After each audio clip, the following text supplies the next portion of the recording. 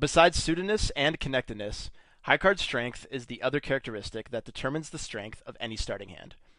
If you ever get the chance to look through a successful PLO player's database, the first thing you'll notice is that assuming you have a big sample size, all of their most profitable hands are big cards.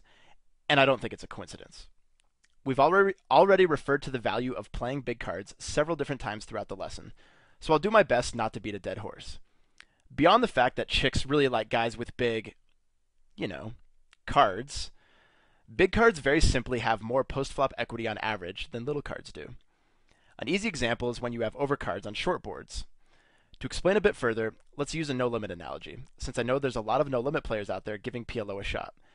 If we're going to check raise a 10-6 deuce rainbow board in no-limit, we'd much rather have ace-queen than a hand like, say, pocket fives, because when someone decides to look us up with a pair, we have much better equity in the hand with the live overcards than we do with just the pocket pair.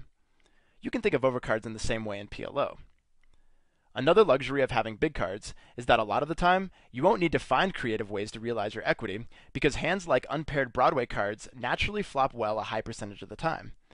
For example, any unpaired hand flops a pair 40% of the time, and if you hold one of the true 4-card Broadway hands, 30% of flops will greet you with a top pair high five. The other benefit that big cards have to offer is the domination effect they have on draws and made hands. Plus, as we'll talk about in the next few slides, big cards pick up bigger and more dominating pieces of equity on later streets in barreling scenarios than smaller cards do.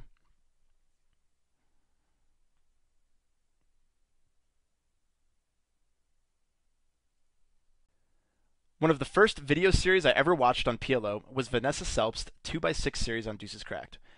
In one of the videos, she talks pretty extensively about how much pairs suck and why you should stay as far away from them as possible. Well, I know Vanessa is one of the sickest players around, and it definitely wasn't her intention for me to take that away from the lesson. But in a lot of ways, what she said was right. Pairs definitely go down in value in many different situations in PLO. And the biggest reason is because having a pair in your hand reduces the smoothness of your post-flop equity distribution. Having a pair in your hand takes away from your 2 pair outs if you flop a pair with your sidecards. It reduces the likelihood that you'll make a straight, and unless they flop a set, they generally don't win at showdown nearly as often as they do in no limit. We'll talk more about the big pairs in a second, but for now what I want you to realize is that the middle pairs from jacks down to sixes are only playable if you have some backup to go along with it. And when I say backup, I mean they have other ways to win the pot besides flopping a set, like making straights and flushes. The biggest problem with pocket pairs like nines through jacks, and to a degree queens, is that when you do flop a set, people's stack-off ranges have a ton of equity against you, or they have you absolutely crushed.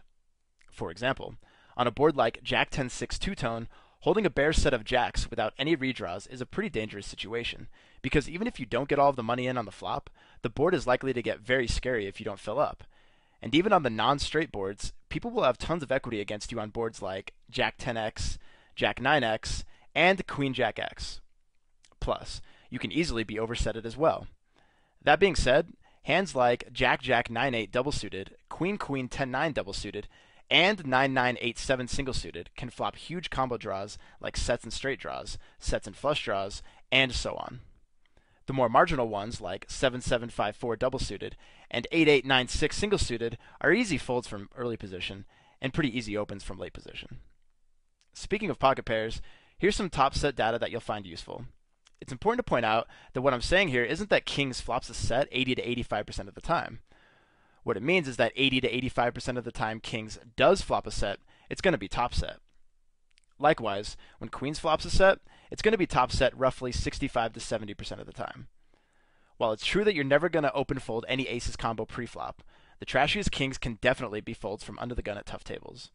Trashy queens are easy folds from early position as well, and it should be obvious by now that big pocket pairs have a ton of value in PLO.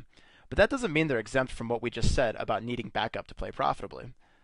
The line between re-raising and flat calling pre-flop with any of the bigger pocket pairs is really gray, and there's just not enough time in this lesson to go over everything you need to consider.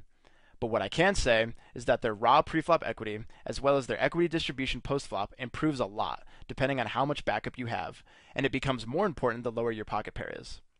For example, there's a big difference between ace-king, queen-queen single-suited and queen-queen 8-9 single-suited.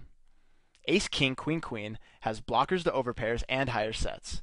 It doesn't have to sweat overcards coming on later streets when the flop comes short, and it makes stronger flushes. The last thing I want to mention about queens before we move on is that the major danger with queens is the higher risk of being oversetted than there is with kings, especially on king-queen X flops in multi-way single-raised pots. Ace-queen X flops are usually a bit less dangerous, because usually at least one of the players in the pot significantly reduce the odds of having aces by not re-raising preflop.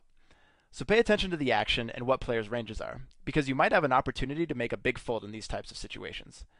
And quickly, the last thing I'm going to say about paired hands before we go to the next slide is that they play really well in 3-bet and 4-bet pots. We'll talk much more about that in lesson 5 and 6, so I'll save that discussion for later.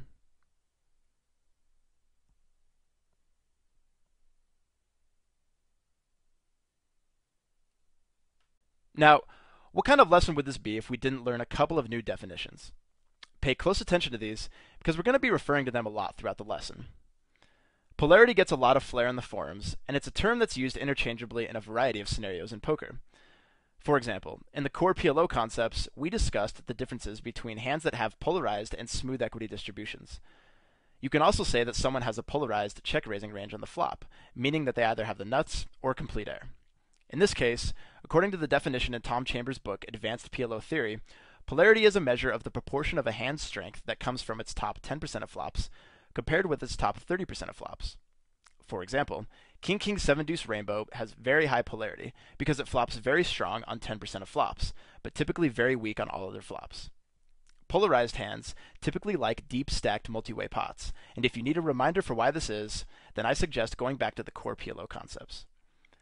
Polarized hands look similar to the ones you see here on the screen, and remember that polarized hands generally do one thing very well in terms of suitedness, connectedness, and high card strength.